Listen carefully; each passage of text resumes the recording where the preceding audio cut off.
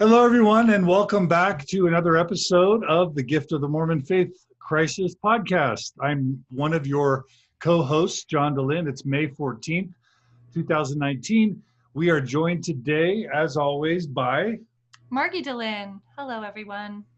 Thanks for joining us, Margi. It's good to have you. Thank you for joining us, John. You are wonderful.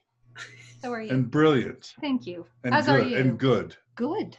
I am good. And we are joined, of course, by our wonderful, fabulous, spectacular, marvelous, wise co-host from Wichita. Why are you holding your nose? I always giggle a lot during these introductions. I don't know why. Does that mean you don't think they're sincere? No, I actually think they're very sincere and they're very lovely. And it's probably some reflection on me needing to be able to accept compliments better.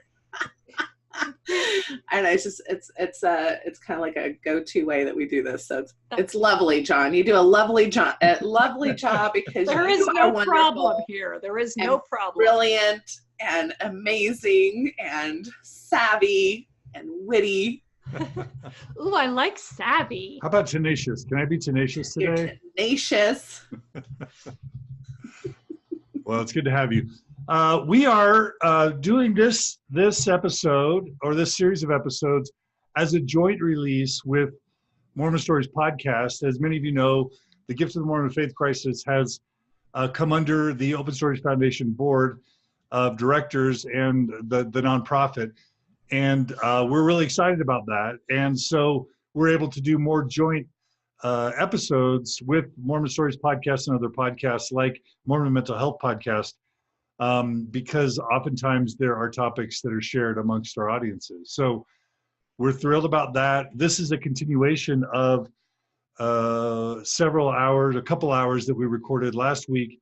And we have so much to cover on parenting after a Mormon faith crisis that we're going to continue the discussion today. You're going to get 3 or 4 at least really good hours. And this episode is going to spawn other sub-episodes. There's so many topics that are so big, for example, like raising kids in a mixed faith marriage, that we just decided to punt those and cover them in a totally separate series. But welcome to you all. Really quickly, let us make sure and get to the most important beginning, which is discussing our mission. Natasha, do you want to lay that out for us? Yes, our mission, except for I'm always so involved in sharing all of these things on my things that then I totally forget where we're going. But our mission is the 3 Ps. So help me, because I'm doing a mind blank. Margi, you're doing the 3 Ps today. Okay. So, I do know that there are 3 Ps. Woohoo! woo! My brain is working at that level today. We've got positive, we've got personal, and we have the practical. The 3 Ps. And what are we trying to do with those things? We are providing, hopefully, some personal strategies and tips for navigating a Mormon faith crisis, while also hoping to help those who are in relationships with those in a faith crisis understand and be able to support. And yeah. So our intent is to be believer-friendly and non-believer-friendly, church-friendly and non-church friendly, to try and build bridges. That's our goal. And our sub-message is that this whole faith crisis thing feels sometimes at first like a crisis, but it can go like a caterpillar from a chrysalis to a beautiful butterfly, from lemons to lemonade, if you are willing to engage the process and find the right tips and tricks and tools and guides along the way. And we want to help be some of your guides, along with our wonderful listeners who are usually joining us, many of them live on Facebook. And are so wise. And are wise and give us good ideas and tips and tricks and suggestions and questions of their own. Really quickly, all of us do have coaching practices that are burgeoning, but we still like to advertise it just because we want to make sure if anybody's really in need now or in 2 years or 5 years, they have somewhere to turn, because sometimes it's just hard to find resources and support. And we are firm believers. We are firm utilizers of therapy and coaching. At least Margi and I are. Natasha do we even want to put you on the spotlight to find out if No, you? I do get my own help too. All I think right. that's good practice. Then we are not only utilizers of coaching and therapy, we are also providers of faith crisis coaching, and in Natasha's case, actual clinical therapy, marriage and family therapy, sex therapy, etc. But Natasha, tell us really quickly about your practice for those who want to know what you do. Well, you can find out anything you want to know about my practice on natashaparker.org. I'm a clinical licensed marriage and family therapist, have been for over 20 years. About almost 10 years ago now, I went down the road of sex therapy certification. And so definitely involved in that part of the field as well. I do online work and in-office work. So regardless of where you're at geographically, I can probably either see you professionally or at least provide you with directions on where to go. And my online practice name is Symmetry Solutions. So that's me. You can find all of that on natashaparker.org.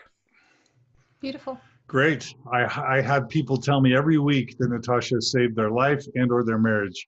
So she's good. Well, thank you. Goodness, that's a nice thing to say. I hear it all the True. time. I can't escape it, no matter how hard I try. Everybody's pursuing me to tell me Everywhere he goes. everywhere I go. Margi, tell us about your wonderful practice. Yes. So, all things Margi, I'll just direct you to beautyinthenow.org.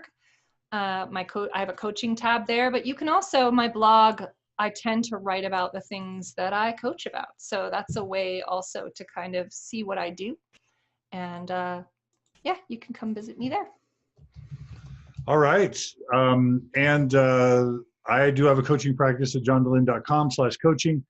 I specialize in faith crisis stuff and mixed faith marriages specifically. I love helping save and improve mixed faith marriages. It's kind of my favorite jam, but I'll also do individual stuff as needed.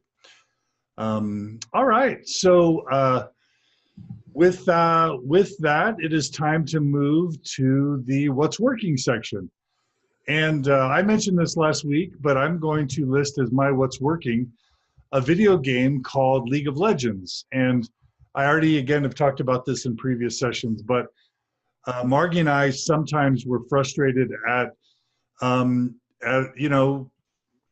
video game usage in this generation, but sometimes we're like, hey, Winston, we want to spend time with you, but you're on a video game. And I broke myself down and said, shoot, I used to love video games. Why don't I just play video games with my son and have that be a way we spend time together? Like, are video games any less virtuous than a board game? Like, in fact, they're in some ways more advanced and more sophisticated.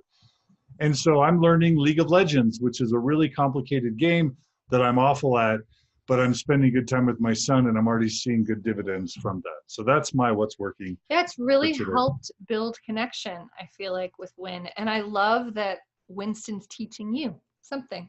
I just think that's lovely. He's super engaged, like, come on, Dad, you can do better. It's a nice role reversal. It's like, it's okay, Dad. Even though you're awful, I believe in you, So it's been good. What's working for you, Natasha? So 2 things I'm going to mention. One is just cherry tomatoes. It's that time of the year where I just love to pop cherry tomatoes, and it's better than potato chips, so I love them. And so this is, I'm not sure if it's a What's Working thing, but it's something that I guess worked for me this week because it was super nice. I think, we oftentimes come at ourselves from a self-deprecation lens. It's hard to we're always overwhelmed or thinking about what we could be doing or should be doing. And, the shooting on ourselves is kind of a classic problem I think many of us can commiserate with. So for Mother's Day, my kids kind of went around the table and decided to tell me something nice about me, which, since we're on the topic of parenting, I really try very hard to have good boundaries. Like, my job as a parent is one way, I support, and if they want to give me accolades or be nice to me, that's fine. And there's a certain level of respect that obviously needs to be there. But I'm not looking, I try to be very mindful that I'm not looking for my own self-esteem or my own, processing through my kids, that that's not their job to take care of me. So this was kind of, they did this on their own to come up with something that they liked about me. And 3 of them, it's like, well, she's nice. She's kind of simple things, which were nice to hear. So that was good. But my daughter in particular, who's now an adult herself, really kind of went off on just, we need to understand how hard mom has worked to build her own business, and how hard it is to be an entrepreneur, and how difficult it is to manage all of us in that process. And she does all these different things, and she's constantly worried. I can tell she's worried about things a lot, but she doesn't bring that to us, and does, like, she's fairly upbeat with us and our family. She just went off for like 5 or 7 minutes, talking about, and all the kids and Andy were nodding their heads. And so it was a really nice working for me moment, because it helped me, first of all, get some positive regard from my child, which is always a nice perk to parenting when that happens. It doesn't always happen, and sometimes it never happens, but it's nice when it does. And secondly, it was nice to see, even though I think balancing mothering and career and all that stuff, and that's a whole nother issue, in faith transitions, but that's been a hard thing for me my whole life. It was nice to see my daughter in particular kind of talk about that particular topic in the way that she did. So that's what's working for me. Beautiful. I love that. Do you grow your own cherry tomatoes, or do you buy them at the store, or both? No, I'm lame with the gardening. I tried back in my more Us too. Trying to do the checklist. That was a should for such a long time. Yeah. We had to wish gardening well. We had to wish gardening well for other people. That's right. Now we support.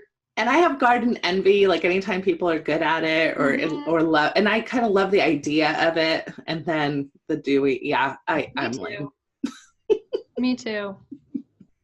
Yeah. What's working for you? So let's see. I feel like all the kind of normal things of what's working, like meditation is working, but I thought I would go in a different direction this week for what's working.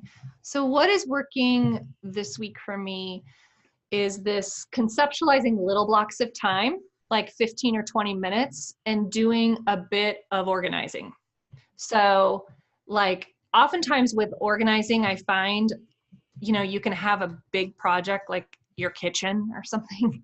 And basically that never happens, or it takes so long, because when do you have, the 2 hours or 4 hours to really attack the entire kitchen? So what has been working is with 15 or 20 minutes, I can organize a drawer in the kitchen. I can organize my sock drawer. I can organize our filing system and I am moving around the house. I mean, things are getting done, and I literally will say 20 minutes. So it makes me super efficient. I pick the project carefully, and I'm feeling progress, which is oftentimes something that can stop, the process of organizing. Is just, you can feel very much like it's too big, and you just will never get to it. So it's been nice to break it down and to feel like I'm actually moving forward. And it's been really, really fulfilling. So organizing with 15 or 20 minutes and picking those projects really kind of carefully. Love it. Yep. All right. Well, thanks for sharing your what's working. Listeners, we always love it when you guys share your what's working as well on the Facebook live stream. We don't have any today, so let's jump right into a continuation of our topic. Parenting after a faith crisis. We covered a lot of good stuff last week, and we've still got a lot to go. Some of the things we focused on last week included, parental acceptance and understanding that there's no one way, that every child is different, that, we need to bring this idea of kids being whole versus kids being incomplete or broken. We talked about perfectionism, parenting without fear. We talked about modeling mediocrity, the importance of structure. And then we did a big old section on connection over control, which comes from the work of Shefali Saybury. We talked some about values and rituals and gratitude and spiritual practice. So go back and listen to those episodes if you haven't. They're really worth listening to. And let's continue and start talking about other things. Natasha, one of the items that you touched on last week, but we want to have you talk about it again, is the circumplex model. We know that that's an important model for parenting and for marriage and family therapy that you've been trained on. So can you tell us a bit about that and how it helps with parenting? Sure. So just for anybody to know a little bit what I'm talking about, you can Google circumplex model, and there's lots of images and charts that come up that help you kind of understand this. It's not horribly complex, and yet we spent, like an entire semester studying this and how it applies to different family systems. But what I like about the model is that it helps you understand kind of your particular system from two different dynamics. One is, what's the level of flexibility in the system, and what's the level of cohesion in the system? So flexibility would be, like how much structure, how much, rigidity is there in the system. And cohesion is how much is the system organized on the connection in between people. So just to go over some of these really quickly, you've got, on the cohesion part, you've got disengaged. So not a lot of emphasis on family unity or togetherness, a lot of emphasis on individuality. On the other side of that, you've got enmeshed, which is a lot of emphasis on togetherness. In fact, if you don't kind of agree with the system, you can be seen as being disloyal or disrespectful. Not a lot of room for individual kind of processing. So you can see how those are two extremes, and where we probably want to be somewhere in the middle, right? To be in kind of healthier spaces. We want to have some level of cohesion with our family members, and at the same time allow for some level of individuality. On the flexibility scale, you've got chaotic, which is kind of like zero structure, lack of leadership, not necessarily anybody having too many roles in the family, where you have on the other end of that rigid, where you have very strict discipline, very strict ideas about especially behavioral modification, that you have to behave a certain way to be accepted within the system. So again, we're looking at the middle ground being the more healthier spaces to be at, which are considered flexible, which means you lean a little bit more towards less structure, or structured, which means you lean a little bit more towards structure, but they're all considered kind of healthier spheres. So what I like about this model is that it ends up giving you 4 different circles in the middle that are all considered healthy systems. And so again, to our point that you don't have to come up with one way of doing things. You might have a family where there's a little bit more focus on following the rules or discipline or consequences. You might have another family that has less, structure around those things, but still have enough structure to keep things kind of enough structure for the kids to feel like stable in their system, things like that. And all of those can fit into those healthy systems. Then you've got the middle circle, which is kind of like, we're kind of starting to lean into some dysfunction. And then you've got kind of the outer circle, which is, the worst cases of those, those extremes coming together. So I really recommend for people to use this chart and kind of do a self-assessment and do it on several counts. So one is, how do we feel that we're engaging right now with the kids that we have, our immediate family structure? Where would we put ourselves on that graph? I think it's also very interesting to consider, what family system did I come from? So where would I put my family of origin on the graph? And it's also interesting to kind of look at it from a community perspective. So you can put your ward on the graph, right? So I've lived in lots of different wards and stakes because I was a military brat, and I've moved around a lot too as an adult. And there's differences in how these ward communities or state communities, or even geographically where you live, how the church shows up, on these systems. And you can even have a thought process about where the church at large would fall in this graph. So anyway, that's, I think, a nice tool to be able to help you consider some of the strategies that we're talking about, consider some of the structures that you have in place or would like to have in place, how much is too much, how much is not enough, and, you know, create hopefully systems and be part of systems that fall somewhere in that middle trajectory. So that's my very basic 101 introduction to the circumplex model. Okay, so I'm finding a lot of different circumplex models on the internet, but tell me if I'm hearing you right, if I try and summarize. There's cohesion, and you can have sort of like this disengaged family, or let's just say an enmeshed family, right? In terms of how close everyone feels. And you want to strike a balance between being overly enmeshed and completely disengaged. Is that axis one? Is that right? Yeah, right. And then second is adaptability, which is sort of either being super Flexible. super rigid or really chaotic. And you can have like this highly structured home or this totally chaotic, disorganized home. You don't want it over rigid or overly chaotic. You want to find a balance between those two. And then the nexus of those two things is sort of a balanced family in terms of its cohesion and its adaptability, or, you know, flexibility. Is that right?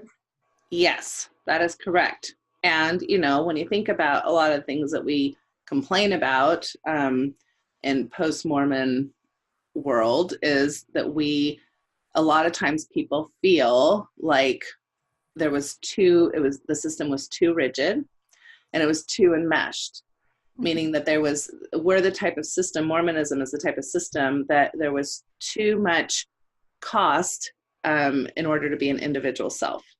Now, there are people that complain about different kinds of systems, right, where there's not enough emphasis on togetherness, where they felt too isolated, too alone, too left on their own devices, right? So Mormonism in general, I kind of like to tease, is in some ways like an Italian grandmother, right? It's going to be highly offended if you disagree.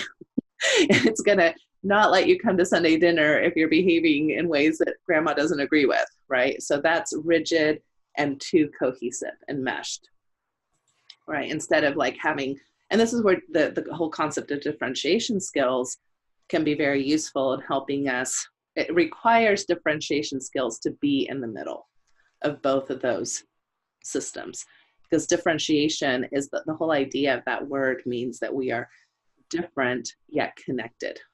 Different yet connected. Not individualized, not, oh, I'm fine on my own. No, there's connection and difference that are able to tolerate one another. And so those are the skills that we develop to be able to stay in the middle of both of those graphs. Does that make sense? Yeah. Love it. Yep. Thank you for sharing. Good stuff. Yeah, I think it's a great model. I really love it. I love using it with families. I love figuring out where we fall and have people think about it from that perspective. Mm-hmm. If I think about our family, and Margi, you can tell me if you think this is right or wrong. I think that we have tried to if we err on the side of talking about everything and high emotional connection. I think that's been a real priority for us. And I think mostly because of your leadership, Margi, we're much more structured than we are chaotic. And so if we have ever had to guard against anything, would it be fair to say that it's kind of the rigidly enmeshed? That's what we would need to guard against? Is that fair to say? I'm just trying to apply this assessment to our family. I would probably say in the earlier years more of that. When I look at Clara and Winston and kind of our schedule and kind of how we do things now with, you know, to me, it feels like it's much more flexible. That structure is for like meals but like bedtimes are now, or what their activities are, or, you know, driving Wynn to skateboard after dinner with no moment's notice, or, you know what I mean? I feel like I would definitely You're saying say, we have a good balance now. I feel like we're in the balance realm now, but I do feel like probably starting out, and particularly when we were in the church and for our two olders, we were probably more rigidly enmeshed. And also, I think, with a therapist, with like a psychologist and a coach, and, talking about feelings all the time, I feel like it was such an important thing for us to talk about feelings that we've talked about them so much that I think we've had to realize that sometimes we may have overcorrected in terms of wanting to be there for our kids emotionally, where maybe they've had in adulthood to learn a little bit of self-emotional regulation that they didn't have to learn because we were always hyper there to talk to them about their feelings. Now, again, this isn't about being self-critical. I'm just saying, have at times we had to look at emotional enmeshment to see if we were allowing our kids the space to self-soothe, and find ways to manage their emotional regulation that didn't always involve us. Do you think that's? I definitely feel, well, and that's coming from a place of wounding. So oftentimes where in your own childhood, maybe there were things that you really would have valued but didn't have, then you cannot overcompensate, right? And when you're not conscious, then that's something that, and we probably overcorrected a little bit there for some years, particularly when suffering starts entering the picture. So yeah, I think it's probably pretty fair to say. Well, Natasha, where does your family lean off balance, if it ever leans off balance? I'm sure it doesn't, because you're a marriage and family. Right, because I've got it all figured out. Well, and one thing I want to say even before I answer that question, that just listening to you brought up for me. She's been looking at us. She's analyzing us. Go at it. We're under Natasha's eye. I welcome it. Her all-seeing eye. No, is this idea that, I think different developmental stages also, we do shift sometimes. I think we might be leaning a little more structured when our kids are 5 and 6 years old, versus when our kids are 16 or 17. And hopefully we can adapt to what the system needs, at any given time. It doesn't necessarily mean that you have to be in one of these quadrants the entire time you're parenting. Or you might shift from a, let's say, structured, connected space to a flexible, connected space just because of a faith transition, for example. Those still fall within those 4 kind of healthy quadrants, right? So by no means am I trying to imply that you should be in one space the whole time. As far as me, I think that I grew up in a home environment where I would say I was a bit enmeshed. I think we leaned a little too much on emotional connection. And if you disagreed or had some type of experience that was, outside of the family norm, that was difficult for my family to tolerate. And I think in some ways, even though my husband comes from kind of a stoic cowboy family, I think that was the same for them. A lot of times we think of enmeshment as emotionally needy, and that's not what enmeshment is. Enmeshment is that we cannot tolerate other people being different than us. And so we kind of have tantrums and, fits and get very stern when people are different than us. So that can be a form of enmeshment. So I think that... really quickly, sorry, thanks for educating me a tiny bit. So certainly there's a scenario where family members don't learn to kind of emotionally self-regulate, and they always depend on talking to their parents or other people to kind of cool down, or, I struggle with this myself. That's not enmeshment. And is that codependence? Like, what, is there another word for that? Is there some category that fits in or not?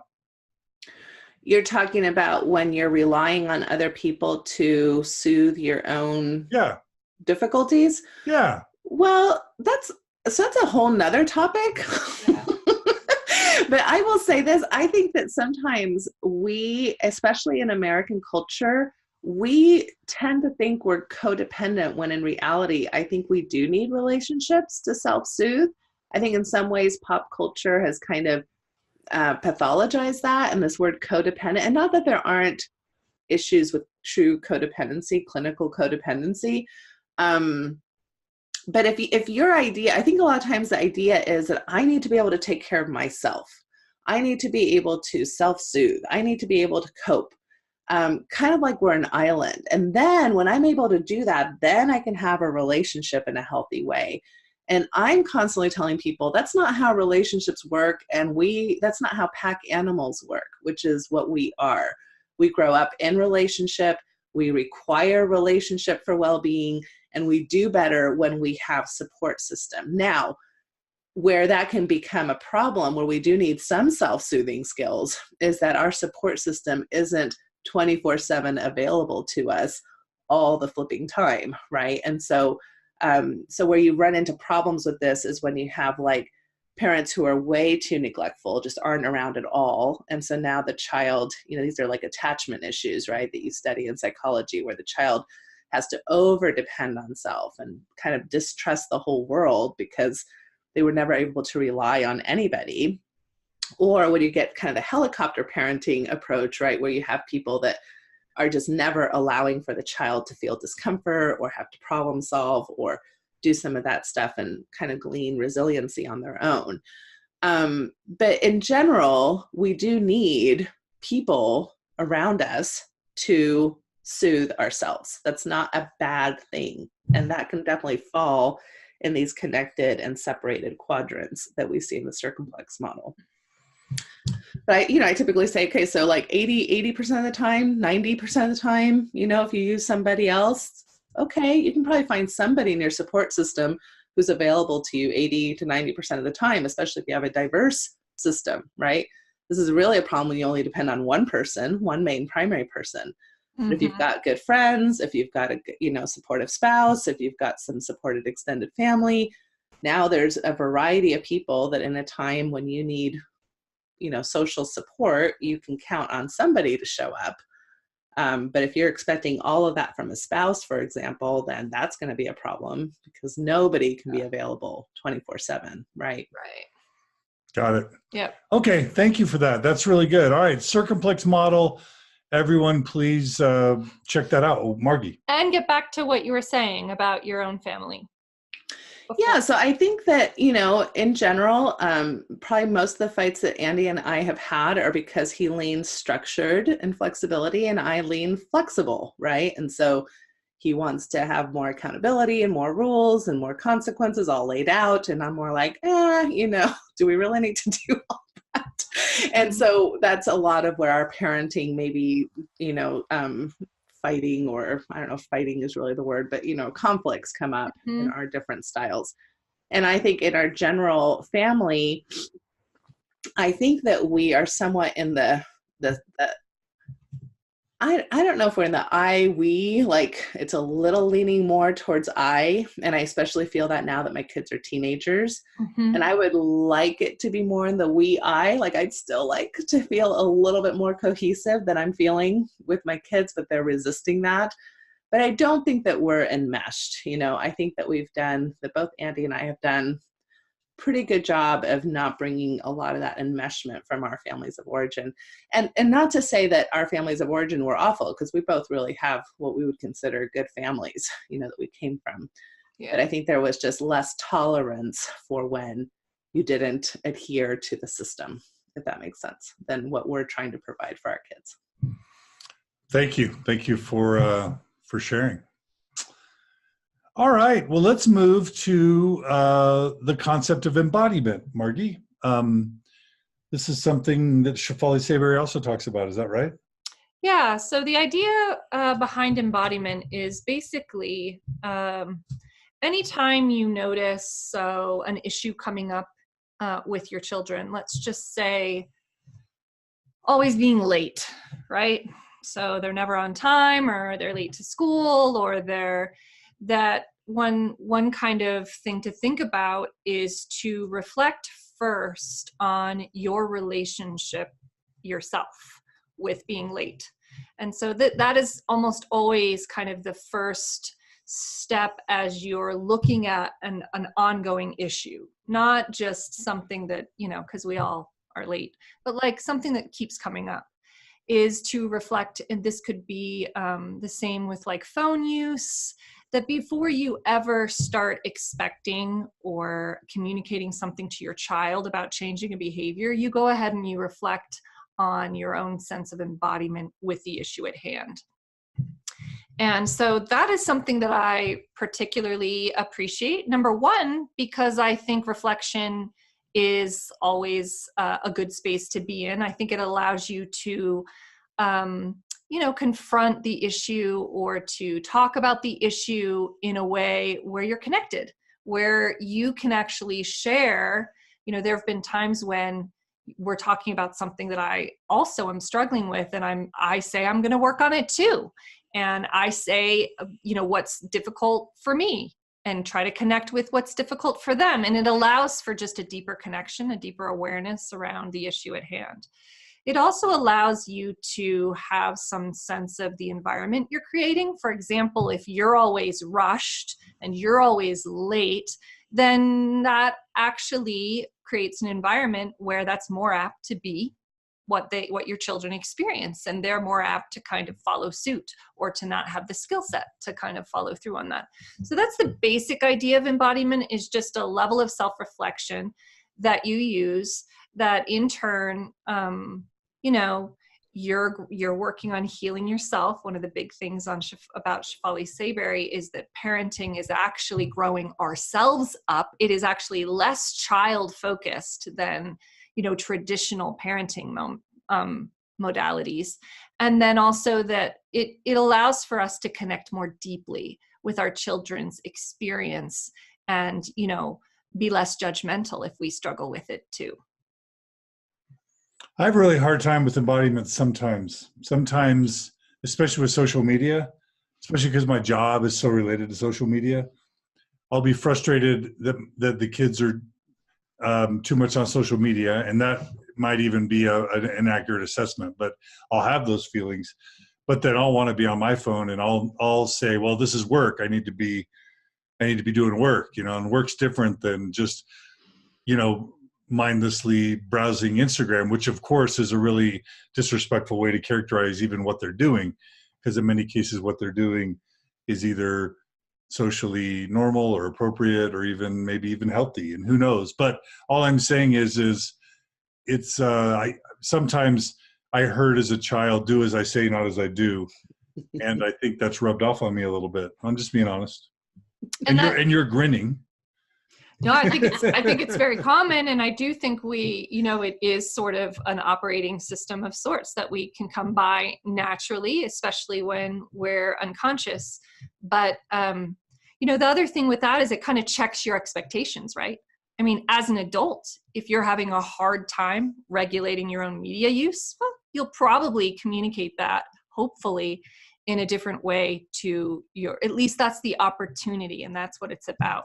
These are invitations for you to self-reflect, for you to think about your values, and then to kind of reach out to your child in connection as opposed to judgment and control and hypocrisy, asking your child to embody something that you yourself have not figured out. And children sniff that out really, really quickly. I like all of that. I really like this idea of the fact that we are all still growing up, that we're all growing up together. And I really find it interesting, especially in midlife, the developmental tasks of adults in midlife, juxtaposed with the developmental tasks of teenagers that we're usually raising at midlife, kind of create some room for chaos, because teenagers are kind of becoming more independent, and we're, in a sense, refocusing a lot of our ideas and our thoughts and behaviors even. And so there's a lot of shifting that's happening, when those two developmental stages kind of collide. And so this idea that we're all kind of growing up together, and then the embodiment, meaning that we're not taking this stance of I'm expert at all things. I am teacher and mentor of all things. I direct all things. Mm-hmm. That it's more of this idea of I am with you on the journey. I am also working on these things. Mm-hmm. Even with simple things like organizing the home, you know, if you're going to be like yelling from the couch, like everybody get everything cleaned up, or, you know, you're not very good at some of those things yourself, it's less effective of a model usually than being involved in the process, you know, and let's do this as a team, or let's figure it out, or how are we role modeling those kinds of even behavioral aspects, right, that we all would like to see improve in our households, I'm guessing. Yeah. Yeah. Yeah, it's super hard. I also think it's not just with the social media. For me, it's also emotion regulation, controlling my emotions, my anger, my sadness, my temper. I think that the extent to which I model healthy emotion regulation is just super healthy for the kids. And the extent to which I'm not modeling it myself, how can I expect them to have control of their emotions or manage their emotions better? Right. Yeah, and I have a wonderful example of this, if we're going to get vulnerable. So, because I'm so good at emotionally regulating myself. So we just had an incident in our home where a teenage child, I was trying to say, I have a lot of teenage children, so hopefully this doesn't out anybody, but teenage child who happens to be bigger and larger than me, got very angry and came in the front door and just slammed it super hard and broke the frame on our door, right? And I think that child was a little shocked by kind of having to come to grips with their own strength, their own ability to cause damage. And, and of course my immediate response was like, oh my gosh, like I'm raising an out of control child. I'm raising, like this child that doesn't know how to emotionally regulate. And I go into a little panic mode. And then when I sit back and think about it, I have fairly successfully modeled that as an appropriate way to deal with anger. Now, I happen to be a woman and I happen to not be as strong, as maybe my husband is. But a lot of times my kids have seen me walk to my room, slam the door, and, that's kind of like mom's pissed and she's going to, be in her room for a while, mumbling or whatever I do in the room. So that was a kind of a wake up call to be able. And so when I talked to my kiddo about this, we did talk about the concerns of that. And as you're growing into a bigger human being, you have to watch what you can physically do and how, appropriate ways to anger. But in that conversation, I owned that. I said, I think, even though it's not an excuse, and just because your parents make mistakes doesn't mean that you now have full-blown reason to make the same mistakes. I do recognize that I have modeled this behavior, and I'm not proud of that, and I need to improve in this particular area of my life. And so it was just part of that kind of recognizing that we're all on this journey together. So I think that's fairly personal. It is. And thank you for sharing and disclosing. That's important. And that's where we all are. I mean, we are, human beings learning and growing. And I think, so much of the authoritarian model, respect is kind of one of those key words, I think, that, can come up around that model. And I think the irony is once as a parent that you begin to own we model that too. I'm going to own my stuff. This is what it looks like. And instead of really going to that place of a lot of, shame, or that's another thing we can model too, is just this idea of what we do when we make mistakes. Do we berate ourselves? Do we really get defeated? Do we, what owning looks like? What, if you've hurt your child, what an apology looks like, and then how to move forward as a resilient being. And that's the thing about parenting, is we're modeling all of that. And our kids get a sense for how I should treat myself as I'm learning and growing and making mistakes. And some of that can come from how we embody that ourselves. And I don't know if I'm just having this thought out of nowhere, but, we've talked about the circumplex model. We've talked about embodiment. We haven't really talked about post-faith transition, but I hope that what people are gleaning from this is the reason why we're talking about these things is because, again, on the circumplex model, I think we've been mainly modeled and meshed and rigid types of structures throughout typical upbringings in Mormonism. I'm not saying all upbringings, but typical. Or even that's how the church sometimes as an entity will treat even adult people, and they're kind of quote unquote parenting of us as, members. And then with this embodiment idea, again, it's not a typical way that I think in classic Mormon or religiously conservative cultures, that there's a lot of room for this. It does tend to be more authoritarian. It tends to be more, do like John was saying, do what I say, don't worry about what I'm doing. You do what I say because I'm the authority figure. So we're bringing up these concepts, not just because we're talking about parenting in general, but because we think these concepts are not necessarily skill sets that we have in general gleaned in Mormon upbringings, if that makes sense. I just had That's that right. thought. And another layer is cultural. I mean, we come by it really honestly culturally. Everyone knows what a good child looks like in public, right? Or Yes. a naughty child or a disrespectful child. These things, we have many, many layers, and they're cultural, they're in our own families, they're in the church layer as well. So yeah. Well, and especially here in the United States, I mean, Mormonism is not divorced from the puritanical roots of Christianity. And there's lots of parenting dynamics just from, don't spare the rod, those kinds of ideas that we've been grappling with as a country for a long time in just parenting dynamics. And there's a lot of research, for example, coming out. Really, the American Pediatric Association has really come out very strongly with some position statements against spanking, So it's something where it affects us from an American culture, it affects us from a Mormon culture, and it affects us as a Christian culture, right? So that's a lot of overlay. Absolutely. So we've got a lot of work to do. Yes, we do. We've got a lot of rewriting. Including me stopping slamming doors. Stop slamming doors, Natasha.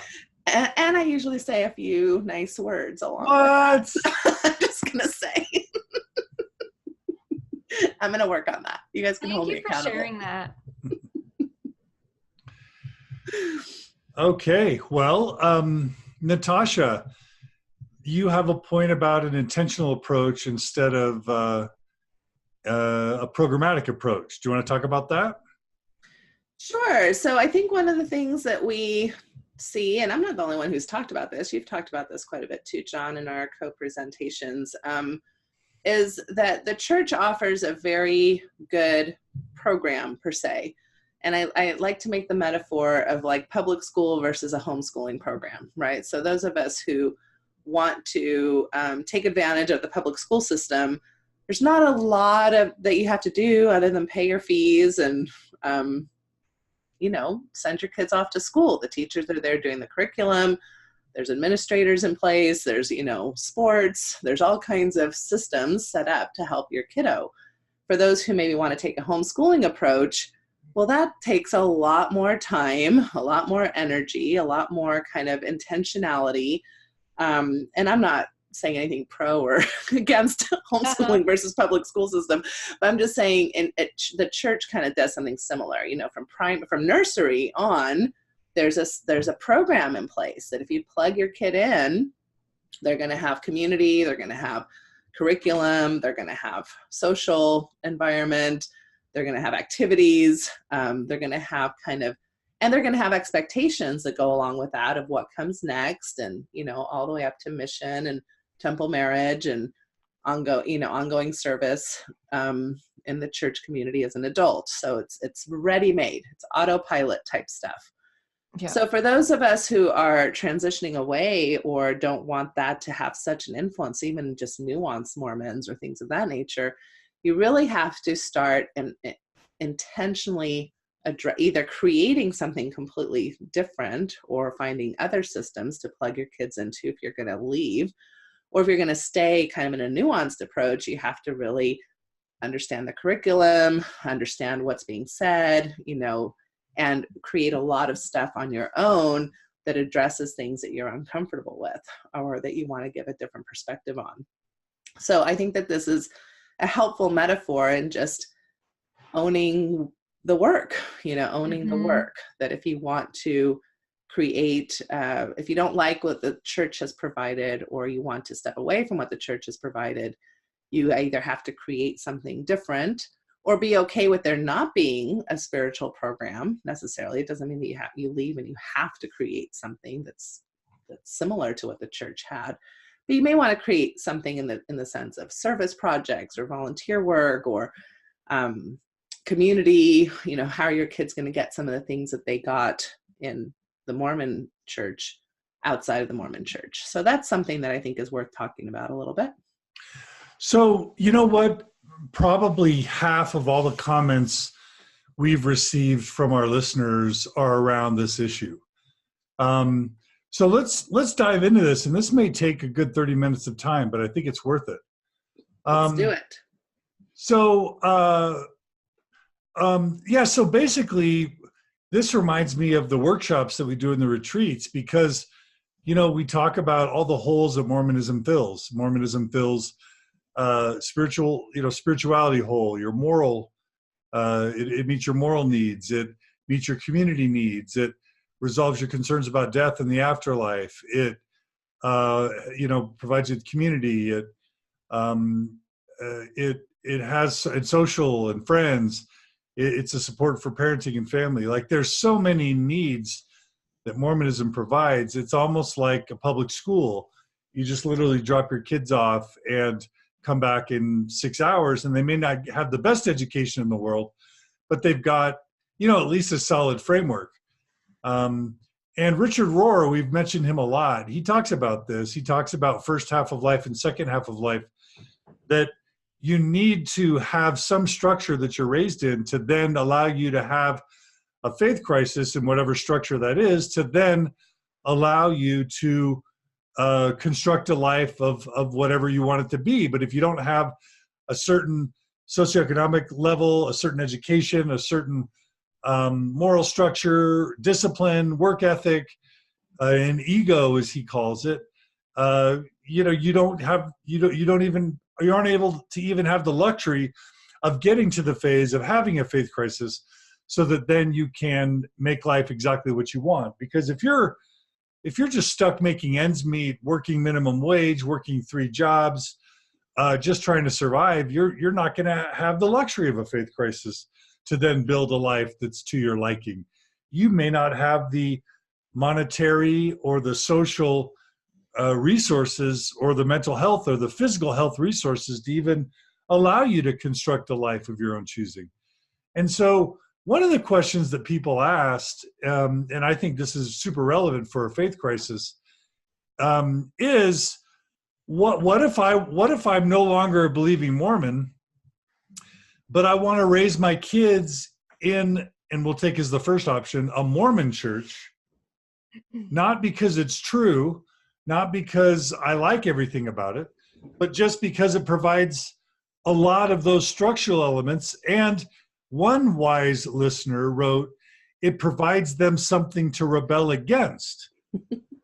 So what do you guys think about this idea of intentionally raising them Mormon, not because you believe in it, but because it provides so much? And once they're to the point of rebellion, hopefully they rebel in a more progressive, liberal, even secular direction. Margi, you look skeptical. And Natasha, you're giggling. So I want to know, Margi, what's your skepticism about? And then Natasha, what's your giggling about? Awesome. It would help to kind of know the ages maybe that we're talking about. As kids kind of get older, I like the idea of children being part of that process for themselves, that it is a decision. Things become invitations and they can kind of decide a little bit. Yes, the answer is absolutely. I feel like it is possible to have children grow up in the Mormon church and, be able to independently think be able to kind of think things through, be able to discern. And I think it starts with a lot of the things we've been talking about. So this is something that pairs well, whether you're still going to church or you're not at all.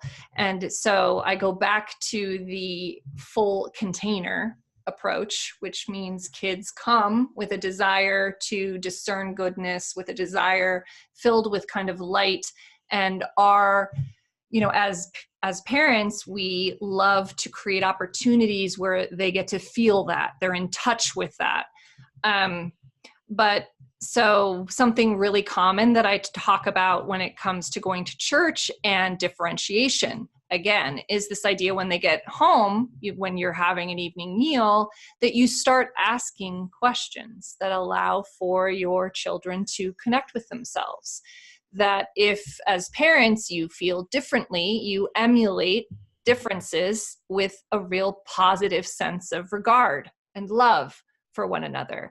That it allows for you to practice creating environments where your children are reflecting on things that they're hearing, not just to blindly accept, but to think over, to mull over and decide for themselves.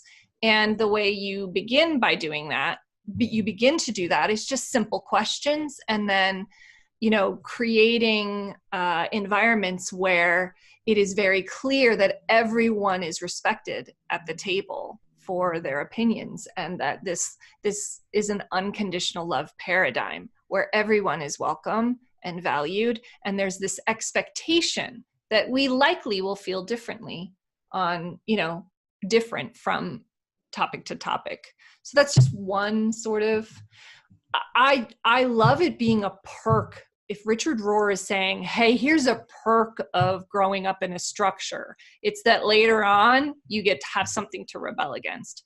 But I don't find that as something that is essential for everyone. I feel like there are many wise, beautiful people who find wise, beautiful lives that are fulfilling to them without ever having a religious structure to begin with. So I just like looking at, oh, here's something that's a perk if you happen to have grown up in organized religion. Here's something to think about.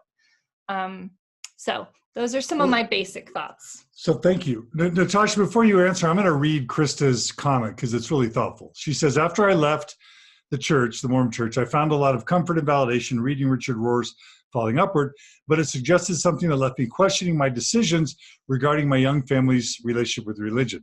He basically suggested, or maybe I just understood, that kids need the structure and belief system that religion offers so that one day they have a system to kick against to go through their own spiritual awakening. It got me thinking that without my upbringing in the church and all the cognitive dissonance I'd wrestled with my whole life, I might not have come to find my soul the way I have through leaving the church. Margie's laughing. Leaving the church. Let's see, I missed it. What if they need something to rebel against to come to their second journey? If we were feeling like our family would continue with that religion, but I'm wondering if there might be wisdom here I may have overlooked. So Natasha, what is your response to Krista's question about raising kids Mormon as non-believers? What do you think? Well, I really like, I think what's at the bottom of Margie's statement, which is there's no need, there's nothing saying that you have to have a certain type of structure. The concept that people are going to at some point kick against whatever structure they are offered is somewhat developmentally correct. But again, these words that we kind of typically tend to think of as rebelling, you know, we think about rebelling being something super dramatic, like, I don't know, going against every single rule that the system presents, or there's lots of ways to kick against a system just by having critical thinking and thinking a little bit differently than something. It doesn't mean that you're going off and, you know, having huge behavioral issues or something along those lines. So I do think that younger kids require structure. Some level of structure, not rigid structure, hopefully flexible structure, going back to the circumplex model. And as kids hopefully go through the developmental stages, we become a little bit more flexible as they grow into teenagerhood. But that doesn't mean that they require religious structure, and it doesn't necessarily mean that they require belief structure, that those things can be shifting and changing because kids also require flexibility, right? In other words, they have to be able to understand that life is flexible and that things change and things of that nature. So I think that raising your kids in a system that you don't believe in just because it offers structure is a little bit missing the point. You want to hopefully, give your kids structure that does fall in line with your values and your belief systems and things of that nature. That's what most of us do. And Mormonism isn't the only place that you can find community structure. Mormonism does that well, but so do other communities, and so do other non-religious communities. So it's more about finding something that fits your particular aspect as an adult, and then of course being flexible with that as kids maybe come into their own systems that they want to be a part of. Now, when you're in a mixed faith relationship, which I know we're going to talk about later, or when you're in a nuanced space and you still want to engage in Mormonism, then I think, yes, you can glean from some of the benefits of Mormon structure. And you want to be intentional in making sure that you're also offering them lots of other ideas that do mirror your beliefs and your values as the parent, that you don't just allow for this system to take over and to downplay your authority. And so in mixed faith parenting, that can be a little bit of a challenge on knowing how to do that, but we have good strategies that we'll talk about at a later date on that.